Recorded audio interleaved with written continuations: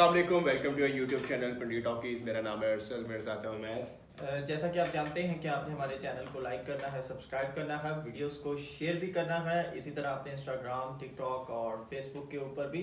तो चलते हैं हमारे आज के टॉपिक्स की तरफ जो कि होने वाले हैं, जैसा कि आप जानते हैं, बहुत ही ज़्यादा मज़ेदार। क्योंकि उसमें सबसे पहले हम बात करेंगे फीफा की, क्योंकि फीफा चला गया क्वार्टर फाइनल तक और इसमें हमारी जो इस्लामिक टीम थी जिसका मोरक्को के बारे में बात करते हैं वो भी चला गया है। और इसी तरह हम बात फिर क्रिकेट के मैदान की तरफ जाएंगे तो बंगला टाइगर्स ने जो है इंडिया की टीम को बड़ा धुआंधार खाक चटाई है इंडिया के सुरमाओं को। फिर हम बात करेंगे स्मोक के ऊपर। तो चलते हैं हमारे पहले टॉपिक की तरफ जो कि है फीफा।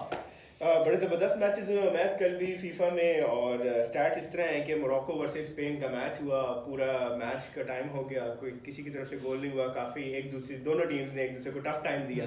फिर बाद में पेनल्टीज पर गेम चली गई और उसमें 3 पेनल्टीज स्ट्रोक कर दी मोरक्को ने और मोरक्को ने मैच जैसे कि मुझे तो वैसे जो था स्पेन के बारे में था कि स्पेन शायद बड़ा इजीली मैच जो है वो विन कर देगा। कल उनकी बॉडी लैंग्वेज बहुत ही डाउन लग रही थी। मतलब वो जो है प्रीवियसली वर्ल्ड चैंपियन रह चुके हैं 2010 में और वो बड़ी टीमों में आते हैं और उनका एक बड़ा इम्पैक्ट है, बड़ा अगली दूसरी टीम पे वो बड़ा डोमिनेंट रहते हैं अपने ओपोनेंट पे।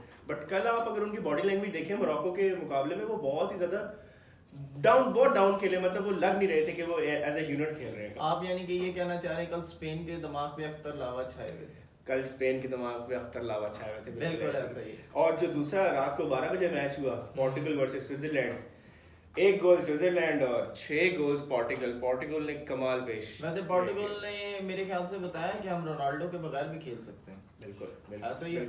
उन्होंने साबित किया है कि उन्हें उनकी टीम में अगर बड़ा प्लेयर नहीं है तो वो फिर भी जीत सकते हैं मैच को। यानी कि वो प्रेशर नहीं लेते, वो अगली टीम को प्रेशर दे देते हैं और विन कर जाते हैं। बिल्कुल ऐसी। चलें जी, नेक्स्ट आपको क्वार्टर फाइनल्स के व्यूअर्स लाइनअप बताते चलते हैं। फ्राइडे को 8 बजे मैच है क्रोएशिया वर्सेस ब्राजील का। सैटरडे को 12 बजे वाला मैच है नीदरलैंड वर्सेस अर्जेंटीना और 8 बजे वाला मैच है मोरक्को वर्सेस पोर्टुगल। और संडे को एक ही मैच है 12 बजे, वो है इंग्लैंड वर्सेस फ्रांस का। ज़बरदस्त है। तो उसके बाद फिर हम सेमीफाइनल का जैसे जैसे टेबल आएगा तो हम उसके बारे में आपको गाइड करते रहेंगे। तो अभी हम चलते हैं बांग्लादेश में, जहां पर इंडिया की हुई है बहुत ज़बरदस्त धुनाई से मैं कह सकता हूँ कि मेरे ख्याल से इंडियन सुरमाओं को जो है ना उनके गरूर जो है खाक में मिला दिया। बिल्कुल उमैद, सीरीज अपने नाम कर लिया बांग्लादेश ने और उन्होंने बताया है कि वो कमबैक कैसे करते हैं। और काफ़ी अरसे से वो लोग बहुत डाउन चल रहे थे। हर बड़ी लीग में, हर बड़े इवेंट में, मेगा इवेंट जो होता था आईसीसी की तरफ से मुनाकिद, उसमें वो लोग फ्लॉप हो रहे थे, फेल हो रहे थे। लेकिन उन्होंने एक सीरीज में स्ट्राइक बैक किया और इंडिया को धूल चटाई। और उनके स्टैट्स इस तरह है कि उन्होंने पहले बैटिंग करके 271 7 विकेटों के नुकसान पे बनाया था 50 ओवरों में, जिसमें उनके टॉप स्कोरर्स थे मेहदी हसन, महमूदुल्लाह और नजमुल हुसैन शंटो। यार ये मेहदी हसन तो पाकिस्तान में सिंगर थे, वहां पे तो क्रिकेटर आ गए। ये तो मुझे लग रहा है जैसे उन्होंने, ये कह सकते हैं हम कि यहाँ मेहदी हसन नाम का कोई भी बंदा होगा तो वो मशहूर जरूर होगा। ये मुझे वैसे लगता है कि इन्होंने जैसे उन्होंने सुर के संगीत में जो उन्होंने राग जगाए थे ना, ये मुझे लग रहा है क्रिकेट में भी वो क्रिकेट में पूरे कर रहे हैं। ऐसा ही है बिल्कुल। और इंडिया के लिए बड़ा क्या कहते हैं समझ ले, क्या हानिकारक होगी। बिल्कुल ऐसी। आपको ऑन द अदर एंड उनकी बैटिंग लाइनअप भी बता देते हैं। 266 हदफ के ताकुफ में 266 9 विकेट के नुकसान पे उन्होंने 50 ओवर में बनाए।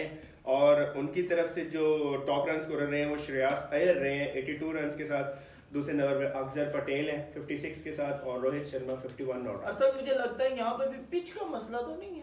पिच का मसला नहीं, मुझे स्ट्रेटजी समझ नहीं आई इंडिया की कि उन्होंने ओपन विराट कोहली से और शिखर धवन से कराया, रोहित और केएल राहुल से बिल्कुल नहीं कराया। केएल राहुल को वो बहुत एंड मिड में लेके आए हैं। और रोहित शर्मा बिल्कुल बॉलर्स जहाँ पे खेल रहे होते हैं, आ रहे होते हैं, विकेट जब गिरती हैं तो वो उस टाइम पे रोहित आए हैं। लेकिन मुझे लगता है कि हो सकता है कि ये जो है वर्ल्ड कप की स्ट्रेटजी हो, क्योंकि पांड्या मिस है। हाँ पांड्या, बड़ी हैरानकुन बात है कि पांड्या मिस है। लेकिन बड़ी हैरानकुन एक और, मुझे जहाँ तक लगता है कि 50 ओवर्स का ये जो है, क्योंकि काफ़ी टाइम के बाद खेले तो हो सकता है कि 2020 की, लेकिन अगर 2020 की भी की हो तो 50 ओवर्स में खाता 400 का स्कोर हो। जी बिल्कुल ठीक है ना। लेकिन जिस तरह स्कोर है कि 266 बनाया उन्होंने, उनसे 271 वो स्कोर ही नहीं चेस हुआ जो भी स्कोर था। तो और उसके बाद बांग्लादेश बड़ा अच्छा खेला है। तो बांग्लादेश जैसे पाकिस्तान को अक्सर पड़ जाता था ठीक है, तो हमें यानी कि हम बांग्लादेश के साथ कोई इजी होके मैच नहीं खेलते, बस यही किया होगा इंडिया ने, उनके साथ एक्सपेरिमेंट करने के चक्कर में इजी होके खेले और उनको सीरीज जो उन्होंने धूल चिटा दी। बंगाल टाइगर, फिर बंगाल टाइगर देखें, मुझे तो लग रहा है व्हाइट वॉश की तरफ ना चला जाए कहीं, होप सो, क्योंकि वो तो छोड़ने वाला तो नहीं है। ठीक है, उनके मोराल देखें, उनका मोराल तो वैसे ही हाई हो गया, ऐसा ही वो 2 मैचेस लगातार जीत गया, उनका मोराल हाई है। डिमोटिवेटेड इस टाइम पे इंडिया का यूनिट होगा, जो ड्रेसिंग रूम है इंडिया का खासतौर पर, वो इस वक्त जो जिस प्रेशर से गुजर रहा होगा, बिल्कुल ऐसा ही करने के बावजूद। बिल्कुल। तो चलते हैं गाइस हमारे टेस्ट मैच की तरफ, जो कि शुरू होने वाला है परसों, लेकिन उसके बारे में जो अभी खबरें आ रही हैं वो ये आ रही हैं कि वहाँ पे ओस काफी पड़ रही है ग्राउंड के अंदर, जो कि आज सुबह भी देखा गया है कि काफी एक तो धुंध का बड़ा, तो कहते हैं कि शायद मैच इसकी वजह से मुतासर हो। अब इसका जो मैच के ऊपर क्या इफेक्ट होता है, ये तो जब मैच होगा तो पता चलेगा, क्योंकि बात यह है कि जब भी इंग्लैंड खेलती है तो हमें ऐसे लगता है कि बाउंड्रीज भी छोटी हो गई हैं और जो हमारे प्लेयर्स हैं वो 11 हैं तो वो 5 रह गए हैं पवेलियन के अंदर।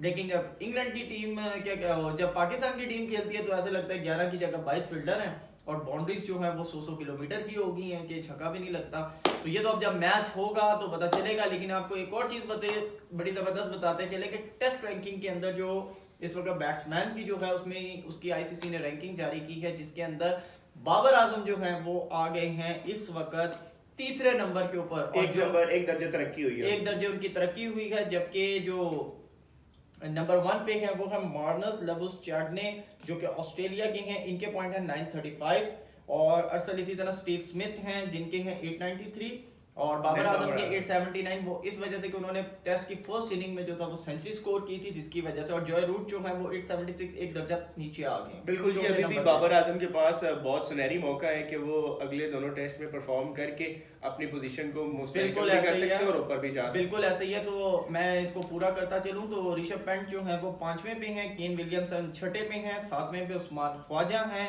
और जो करुणारत्ने हैं श्रीलंका के वो हैं करुणारत्ने जो कि 8वें नंबर पे हैं और 9वें नंबर पे है रोहित शर्मा और 10वें पे हैं डेरल मिचेल जो कि न्यूजीलैंड के हैं। तो अभी तक ये रैंकिंग है बैटिंग की।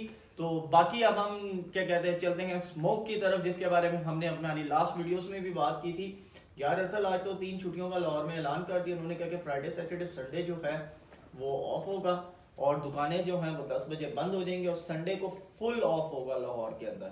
तो यार ये तो बड़ा जो है, देखिए उम्मीद वेदर कंडीशंस के हिसाब से देखें, हमारे यहाँ पे आपको पता है पोल्यूशन कितनी है, खास तौर पे लाहौर में पॉपुलेशन भी ज्यादा है, फिर इंडस्ट्रियल एरिया होने की वजह से इंडस्ट्रियल फैक्ट्रिएशन वहाँ तो अंदरूनी लाहौर के अंदर छोटी छोटी इंडस्ट्रीज लगी हुई जी बिल्कुल, इसी वजह से on the basis of that के वहाँ पे ना पोल्यूशन भी ज्यादा है, पॉपुलेशन प्लस पोल्यूशन और ऊपर से बारिश भी नहीं हो रही, वेदर फोरकास्ट में बारिश भी नहीं है। आज आपको बताऊं शहबाज गिल साहब भी लाहौर में थे तो उनको वैसे ही सांस का मसला है, तो आज उनकी भी सुबह बड़ी तबीयत खराब हो गई थी, तो जिसकी वजह से उनको हॉस्पिटल एडमिट करवाना पड़ा। तो उनके लिए दुआ कीजिए कि अल्लाह पाक उनको सेहत तंदुरुस्ती दे, क्योंकि बेशक हमारा उनसे सियासी इख्तलाफ हो या ना हो जो भी हो, लेकिन इंसानियत के लिए हमें दुआ करनी चाहिए। लेकिन हमें सोचना चाहिए कि ये स्मोक आखिर हो क्यों रही है, क्योंकि हम जो पोल्यूशन फैला रहे हैं जो रोड्स के ऊपर जो धुआं और ये सारी चीज़ें कि इसकी वजह से, तो हमें इसके ऊपर काम करना चाहिए। ये सोशल मीडियास में आता है और अगर हमने इंसानियत की खिदमत करनी है तो इस वक्त सबसे बड़ा जो है वो पोल्यूशन को कंट्रोल करना है। मैं इसमें एक और चीज़ ऐड करता जाऊँ, देखें ये है तो सबके लिए खतरनाक, ऐसा ही चाहे वो बच्चा हो, चाहे वो जवान हो, मर्द हो, औरत हो या बुजुर्ग हो, लेकिन खास तौर पे हाँ मैं बच्चों के लिए 2 सेगमेंट्स, बच्चों के लिए और बुजुर्गों के लिए तो बहुत खतरनाक है। और ये जो वबाएं आ रही हैं, बीमारियां, वायरल डिजीजेस जो डॉक्टर्स को भी समझ नहीं आ रही और ये लोगों में फैल रही है, ये भी एक स्मोक की वजह हो सकती है। यार लाजमी बात है, आप देखेंगे सुबह के वक्त, सुबह इस वक्त स्कूलिंग टाइम जो है वो 7 साढ़े 7 है और फिर जो ऑफिस जा रहे होते हैं लोग बाइक्स पे होते हैं, डिफरेंट चीज़ें होती हैं। इसके ऊपर मैंने अक्सर रोड के ऊपर देखा कि गाड़ियाँ धुआं छोड़ रही हैं, ठीक है, लोग उसी तरह ही चला रहे हैं, ठीक है। फिर उसके अलावा अक्सर लोग कूड़ा जला देते हैं, ठीक है। फिर और इस तरह धुएं के इफेक्ट जो हैं, फिर हम दरख्त काट रहे हैं, हम सोसाइटीज़ बना रहे हैं, सारी चीज़ें कर रहे हैं, क्योंकि हमारा प्लांटेशन का जो काम है वो रुक गया है, ठीक है। हमारा कंक्रीट का कंस्ट्रक्शन का काम मजीद बढ़ता जा रहा है, हम नेचर से हटते जा रहे हैं। बिल्कुल ऐसे, हाँ बेसिकली सीधी सी बात, हम नेचर को डैमेज कर रहे हैं, बिल्कुल, ठीक है ना। वो जैसे है ना कि जंगलात, ये जो वर्ल्ड लाइफ के जो जानवर हैं, ये जब हम पे क्यों क्या कहते हैं नुकसान हमें पहुंचाते हैं, क्योंकि जब हम उनकी जिंदगी में एंटर होते हैं जैसे कि आप मार्गला हिल्स पे देख लें, वहाँ पे जो शेर व चीते वगैरह हैं, तेंदुए जो हैं, वो हमें अफेक्ट तब भी करेंगे जब हम उनकी लाइफ में या उनके जंगल में जाएंगे और वहाँ जाके हम गंदगी फैलाएंगे, सारी चीज़ें करेंगे। तो इसी तरह हम जब इनकी बाउंड्री को जब क्रॉस करेंगे तो क्या कहते हैं हमारे लिए मसले होंगे। तो लिहाजा हमें प्लांटेशन करनी चाहिए, पौधे लगाने चाहिए। इसका वाहिद हाल, इसके ऊपर मैं इमरान खान की 100% जो है बात करता हूँ, वो जो 1 बिलियन ट्री की बात करते हैं, हमें 1 बिलियन कम से कम 2 to 3 बिलियन ट्री लगाने चाहिए ताकि हमारा ये माहौलियाती आलूदगी खत्म हो, ताकि ये स्मोक से हमारी जान छूटे। नहीं तो आपको वेरी ऑनेस्टली बताऊं कि अगले 10-15 साल में शायद हमें वर्क फ्रॉम होम पे जाना पड़े। जिस तरह हमारी माहौलियाती आलूदगी बढ़ रही है, पिंडी में बेशक अभी कम है लेकिन खुश्क सर्दी बहुत ज्यादा है। यही उम्मीद, अगर ये प्लान जो इमरान खान ने पेश किया था, या ये एक रिस्पॉन्सिबल सिटीजन होने के नाते या एक रिस्पॉन्सिबल नेशन होने के नाते हमारा फर्ज है इस प्लान को इम्प्लीमेंट जल्द अज जल्द करना पड़ेगा, नहीं तो बहुत प्रॉब्लम्स होंगी। बहैसियत कौम, बहैसियत इंसान हमें ये काम करना चाहिए, क्योंकि अगर हम अपने ग्लेशियर्स को बचाना चाहते हैं, अपने वेदर फैक्ट को बचाना चाहते हैं, अपने एटमॉस्फेयर को, अपनी तमाम चीज़ों को, तो हमें इसके ऊपर काम करना चाहिए। तो गाइस समझ करते हैं इसको। तो थैंक यू सो मच, हमें दुआओं में याद रखिएगा। बिल्कुल जी, आप लाइक कीजिएगा हमारी वीडियो को, कमेंट सेक्शन में हमें अपनी राय से आगाह कीजिएगा और हमें कंटेंट के बारे में ज़रूर बताइएगा हम किस बारे में बात करें। अपना ख्याल रखिएगा, दुआ में याद रखिएगा। और बेल आइकन